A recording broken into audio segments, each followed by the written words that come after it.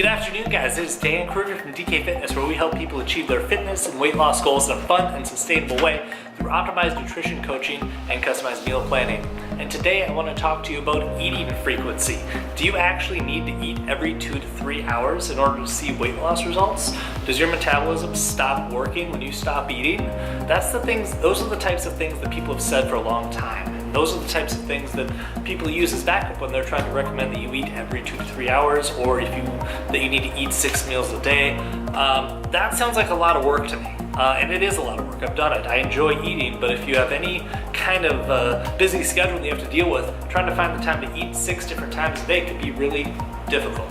And I'm here to tell you that it is not necessary. You do not need to eat every 2 to 3 hours in order to see results. If you're trying to lose weight, that is not a prerequisite to do it.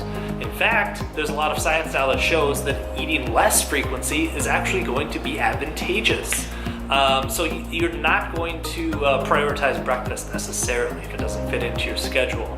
That's always been said that it's the best meal of the day, the most important meal of the day. But if you do the research on where that actually started, Quaker actually started that saying way back in the 1800s for a marketing campaign when they wanted to increase the amount of oatmeal they were selling. So there's no science to back up that that's the most important meal of the day. It's just something that was started to sell more oatmeal. It's just been perpetuated ever since. So breakfast is not the most important meal of the day, and you do not need to eat every 2 to 3 hours to see great results with your weight loss. So what are you supposed to do then? And we've been told that you go into starvation mode as soon as you stop eating and your body starts to conserve everything. So that's not the case. Hormones are going to be the major driver in pretty much everything that goes on inside your body. When it comes to weight loss, putting on muscle, losing muscle, gaining fat, losing fat, that's all going to be largely driven by hormones. In particular, when we're talking about weight loss here, insulin is of particular interest to us. Now, something happens every time you eat. Not necessarily just carbohydrates, but every time you eat food, there is going to be an insulin response to some degree. If you're eating pure sugar, it's going to be to a much greater degree, but the point is, eating something is going to cause a metabolic response and insulin is going to be secreted. The reason that is because insulin is kind of like the traffic guard in your body. Instead of a traffic guard who's directing traffic and saying, cars go this way or that way, insulin is more or less going to be directing nutrients in your body into storage. That's its job. It's to make sure that nutrients get stored in the correct place. Now, if we want to start burning fat, oxidizing fat and using that as energy, that's not really storage. Now, insulin is a storage hormone. So actually, every time we eat, we're hormonally not in the best environment to be burning fat because we are in storage mode when insulin is high. So it's going to be advantageous to us to reduce the amount of times in a day that we have an insulin response and to try to focus on keeping a relatively low amount of insulin response when we do have it. So eating things that don't spike it up super high. Going for slower digesting carbohydrates, for example, will do that. But to come back to the meal timing piece, it actually is much more advantageous to eat less frequently, assuming that the total amount of food we're taking in is appropriate. It would be much more advantageous to eat it less frequently. In fact, there was a study recently that compared 2 groups of men. One group was eating 14 times over a 36-hour window, and the other group was eating 3 times over a 36-hour window.